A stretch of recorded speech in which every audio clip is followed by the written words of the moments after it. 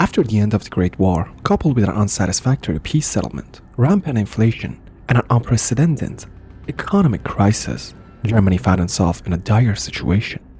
Despite possessing substantial economic potential with numerous factories and companies still operational, Germany had become a mere shadow of its former monarchy.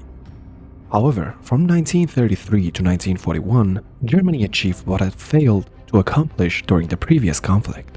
The country developed a new army, renowned for its precision, speed, and coordination, and it was considered unstoppable by major European powers. By the end of 1941, nearly all of Europe was under German and Allied control, with German soldiers even able to see buildings of Moscow from afar. Most predictions pointed to a total German victory. The end of World War I ushered in a tumultuous period for Germany, during which many in Europe believed that the resurgence of a powerful German military was unlikely. However, this belief proved incorrect. Germany's ability to rebuild its military strength was largely due to the rise of the Third Reich. Prior to this resurgence, Germany had experienced a significant decline during the Weimar Republic. After World War I, Kaiser Wilhelm II faced intense backlash and pressure from both the public and his own military. On November 9, 1980, Wilhelm was forced to abdicate, and provisional government, composed of members from the Social Democratic Party and Independent Social Democrat Party of Germany, was established the next day. By the following spring, the Weimar Republic was formed with Friedrich Ebert as its finest president.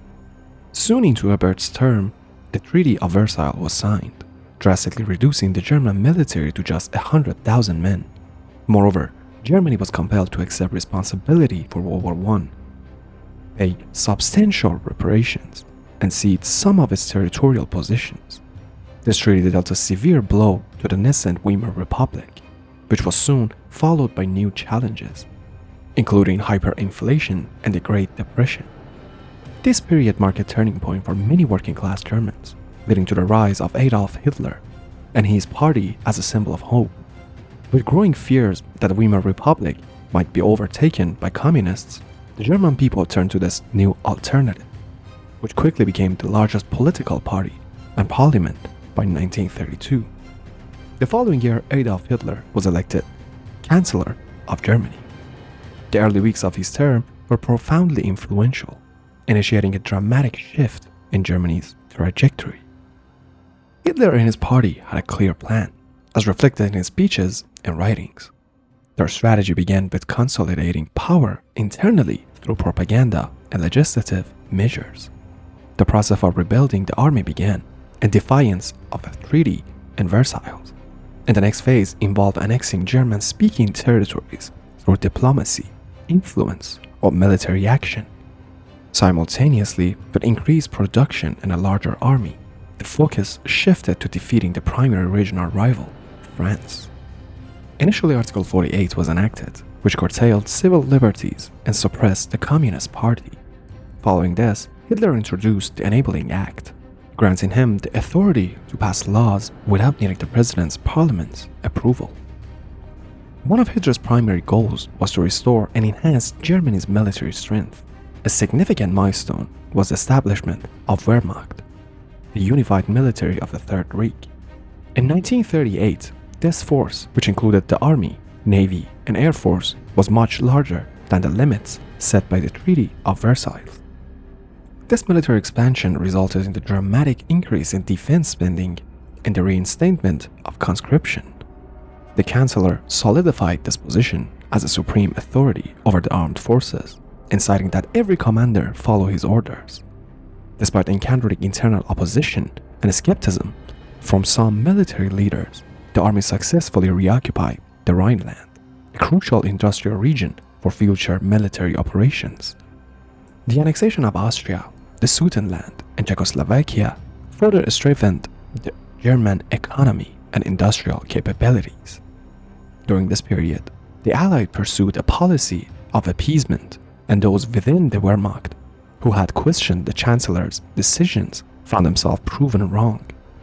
The approval rating of the new regime among the German populace soared, and opposition was effectively silenced. Generals and troops who had previously been wary of the new chancellor were now more willing to support his war plans, encouraged by his territorial gains.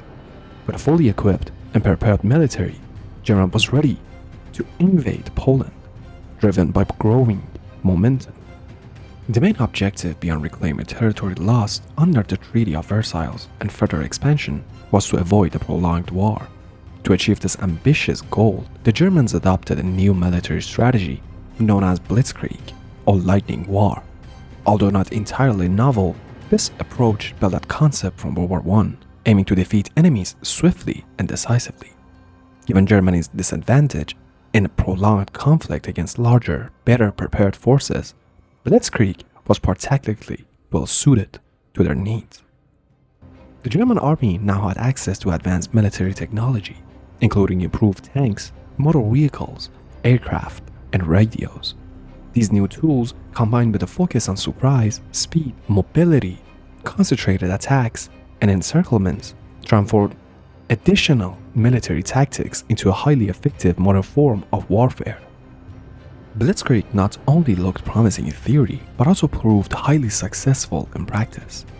The Germans applied this strategy during their invasion of Poland, which marked the beginning of World War II, and continued to use it against enemy forces in Denmark, Norway, Belgium, the Netherlands, Luxembourg, France, Yugoslavia, and Greece during the first 2 years of the war. Blitzkrieg was an immensely effective tactic and played a crucial role in Germany's early success. The strategy aimed to disencourage and disrupt enemy forces by using concentrated offensive formation to breach enemy lines.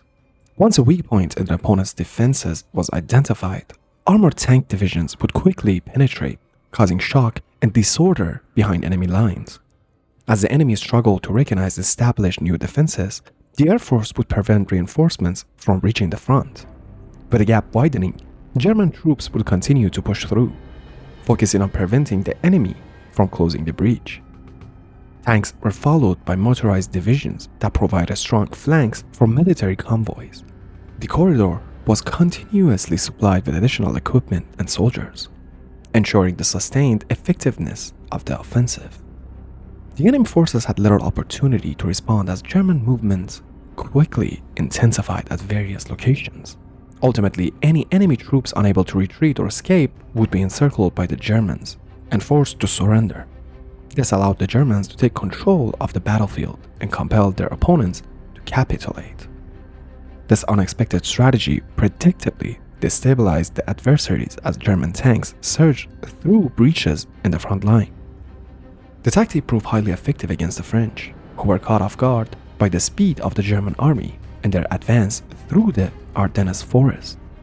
Once France was subdued, the primary objectives were met, and the Soviet Union appeared to be the final frontier in Germany's pursuit of European dominance. On June 22, 1941, Operation Barbarossa was launched with the goal of occupying the western part of the Soviet Union. Initially, the German Blitzkrieg inflicted severe damage on the Russians, driving them back towards Moscow with relentless assaults. The situation for the Soviets was further complicated by Joseph Stalin's initial skepticism about the likelihood of an attack, despite receiving intelligence warnings. By the time the Russians grasped the full extent of the threat, the Germans had already gained the upper hand with their Blitzkrieg strategy. Within a week, German forces advanced 200 miles into Soviet territory, destroying nearly 4,000 aircraft and incapacitating around 600,000 Red Army troops. The strategy, combined with the element of surprise, was devastatingly effective against a medium-sized country. The rapid movement across the land allowed the German army to capture key cities and force a swift surrender.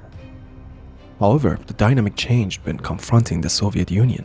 After 3 months of fighting, the Blitzkrieg tactic was no longer decisive for German success. Although it had initially proven effective, the vast expanse of the USSR, the onset of winter, and the improved Soviet defensive lines altered the situation. The Soviet counterattack, which was well planned and ultimately successful, led to a prolonged conflict on an extensive front, causing the Germans to lose their surprise and momentum. They were now facing a more populous nation with significant production capabilities and support from Allied forces. From this point on, the war began to shift against the Germans. The effectiveness of German army in World War II resulted from a combination of factors: the party's ambition to dominate the continent, the process of rearmament and war material production, and the expansion into Austria and Czechoslovakia with minimal opposition. These factors, along with preparation for further invasions and the rebuilding of German military strength, despite the Treaty of Versailles restrictions, set the stage for their early success. The execution blitzkrieg by skilled officers, coupled with the errors of their opponents, created an almost unstoppable force.